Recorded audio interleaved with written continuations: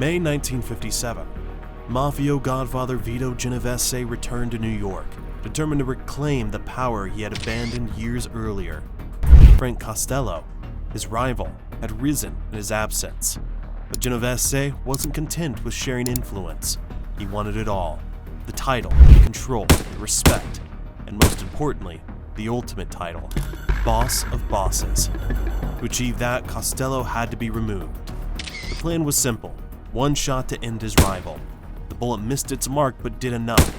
Costello, wounded and shaken, stepped down, and Genovese took over. The chaos that followed, however, managed to pull the dark world of the Mafia into the FBI's crosshairs. This is the story of how a single missed shot sparked the battle that would change the Mafia forever. Frank Costello versus Vito Genovese. Vito Genovese. Every legend of the underworld begins somewhere. For Vito Genovese, it started in a small town near Naples, Italy, in 1897. Life pushed him into America at the age of 15, where his family sought a fresh start in Little Italy, New York. But for young Genovese, the streets whispered better promises.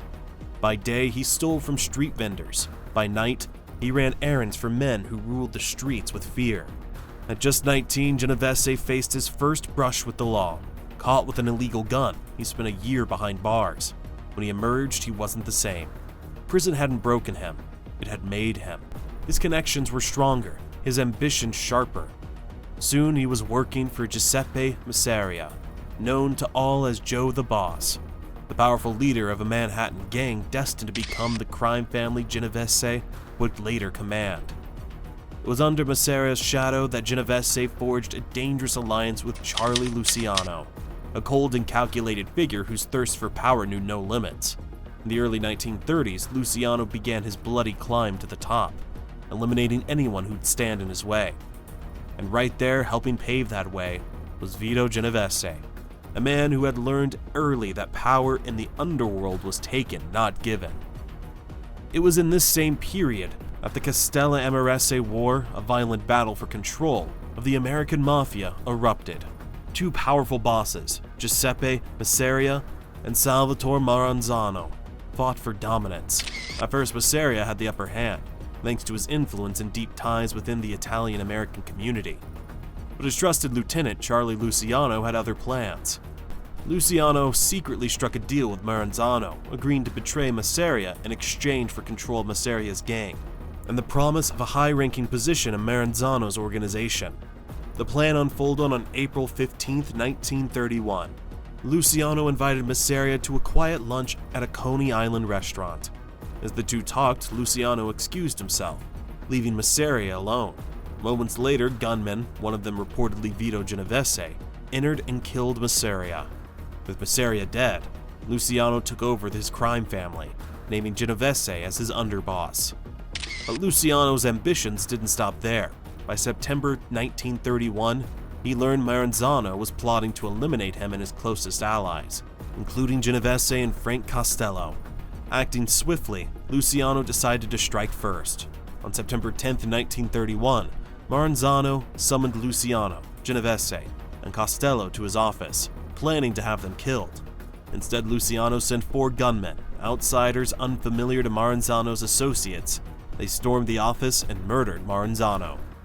With Maranzano gone, Luciano reshaped the Mafia structure. He created the Commission, a governing body for organized crime, to prevent future infighting.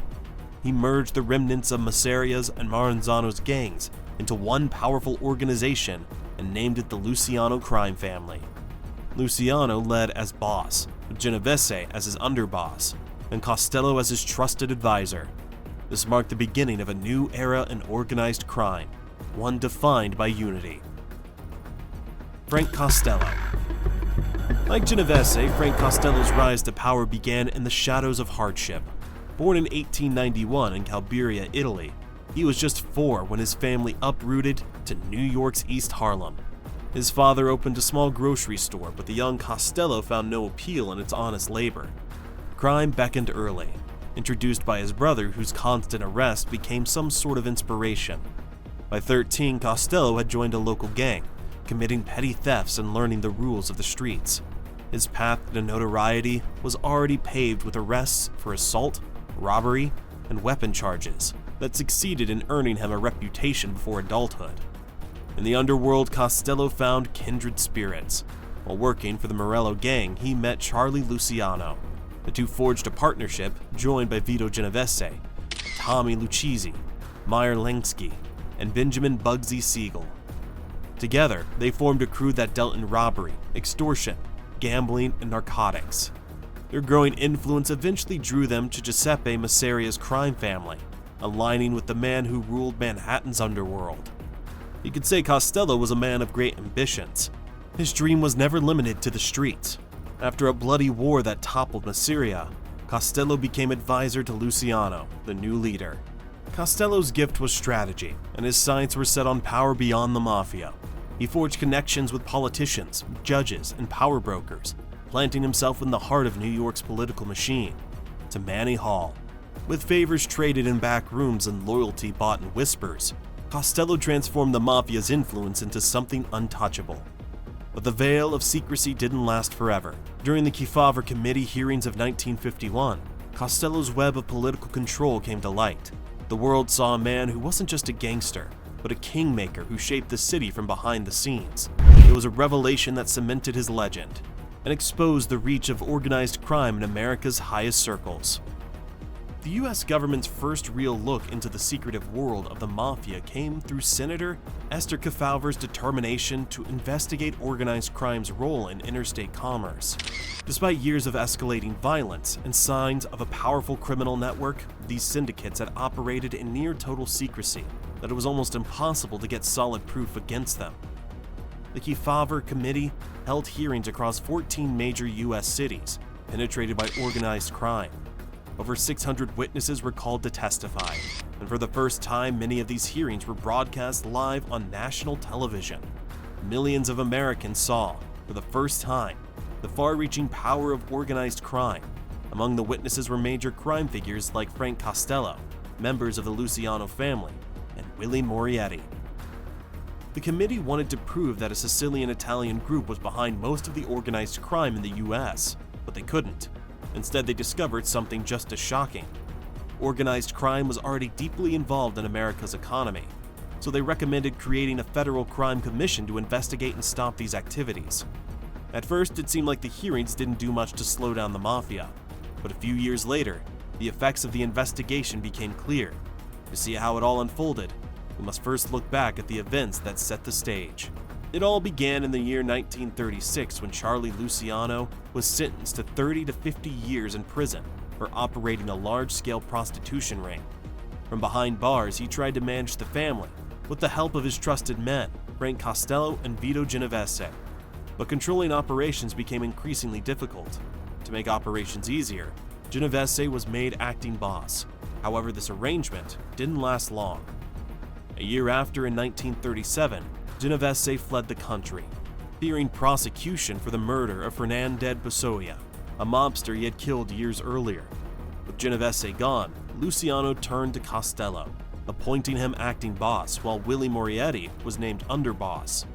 By 1945, Genovese returned to the United States, after the Bussoia murder charges were dropped when two key witnesses mysteriously died. Genovese immediately sought to reclaim power. He proposed to Luciano that he become a symbolic boss of bosses and leave Genovese in charge of the family's operations. Luciano refused and reaffirmed Costello as acting boss. Genovese appeared to accept the decision, but his ambition didn't fade. During the Kefauver hearings in the early 1950s, the Mafia faced a crisis that shook its ranks. Willie Morietti, Frank Costello's trusted underboss, began to behave strangely during his testimony before the Senate committee. His strange actions were blamed on the advanced stage of syphilis, which had begun to affect his mind. So, fearing that Morietti might reveal secrets that could destroy them, the Mafia Commission made a decision. They ordered his execution. Not long after, Morietti was killed. His death was noted by the Kefauver Committee, but there was no evidence to hold anyone accountable. With Morietti gone, Vito Genovese stepped into the role of underboss, moving one step closer to the power he had always craved. The stage was set for a clash between Genovese and Costello, a battle that would determine the future of the Mafia.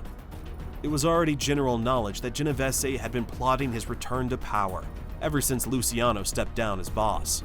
Genovese saw an opportunity but waited patiently, knowing that timing was everything.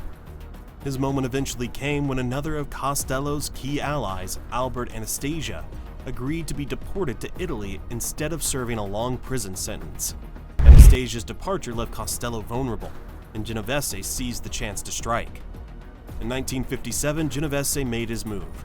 He ordered a hit on Costello, sending a gunman to eliminate his rival. The bullet missed its mark, but it hit hard enough to change everything. Costello, shaken and discouraged, chose to step down rather than continue the fight. Genovese took over and proceeded to rename the family in his honor. But for Genovese, ruling the family wasn't enough. He had his eyes on a bigger prize: the leadership of the entire Mafia Commission. To claim that position, he knew one thing: anyone standing in his way had to be removed. In October 1957, Anastasia, who happened to be one of the most powerful figures in the Mafia Commission, was gunned down while sitting in a barber chair in Midtown Manhattan. Rumor quickly spread that Vito Genovese had orchestrated the murder with the help of Anastasia's underboss, Carlo Gambino. In exchange, Genovese allegedly promised Gambino control of the family and a seat on the Mafia Commission. With Anastasia gone, and Genovese now in control of the Luciano crime family, he was eager to solidify his newfound authority. In November 1957, just weeks after Anastasia's death, Genovese organized a national meeting of the Cosa Nostra. He wanted to gather the most powerful mafia leaders from across the United States and Italy to showcase his leadership and solidify his influence. The meeting was set to take place at the estate of Joseph Barbara, a crime boss in northeastern Pennsylvania in the quiet town of Appalachian. The arrangements were made, and everything was prepared for a show of power and unity. Unfortunately, the plan did not go as expected, and what followed would become one of the most infamous moments in Mafia history. Although the Kefauver hearings had revealed how deeply organized crime was rooted in American society, the FBI still refused to acknowledge the Mafia's existence.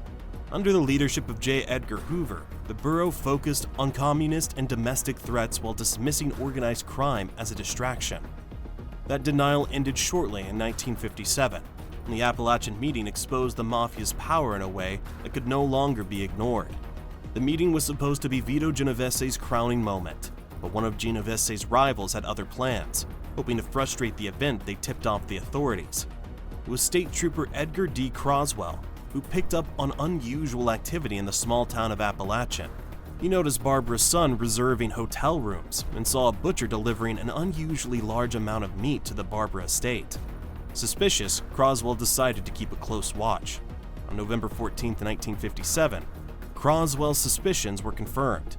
Expensive cars began arriving at Barbara's home, and their license plates matched names of known criminals. State police moved quickly, setting up roadblocks and surrounding the property. It was at the start of the meeting the mob bosses realized the police were closing in. Panic took over. Some of these men ran into the woods, while others tried to escape by car, only to be stopped at the roadblocks. The scene was chaotic, but the police managed to catch about 60 of them. When questioned, many claimed they were just there for a barbecue, while others said they were visiting Joe Barbara because he'd recently had a heart attack. Vito Genovese was among those detained, but most of them were released because there wasn't enough evidence to hold them.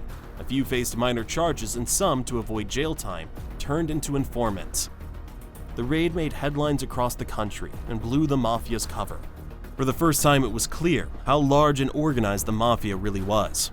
The FBI, which had ignored the Mafia for years, could no longer look the other way. In turn, Director J. Edgar Hoover created the Top Hoodlum program to focus on organized crime, using wiretaps, informants, and other methods to gather evidence. What they uncovered showed how deeply the Mafia was rooted in the country. The Appalachian Raid was a turning point, but the fight between the law and organized crime was far from over.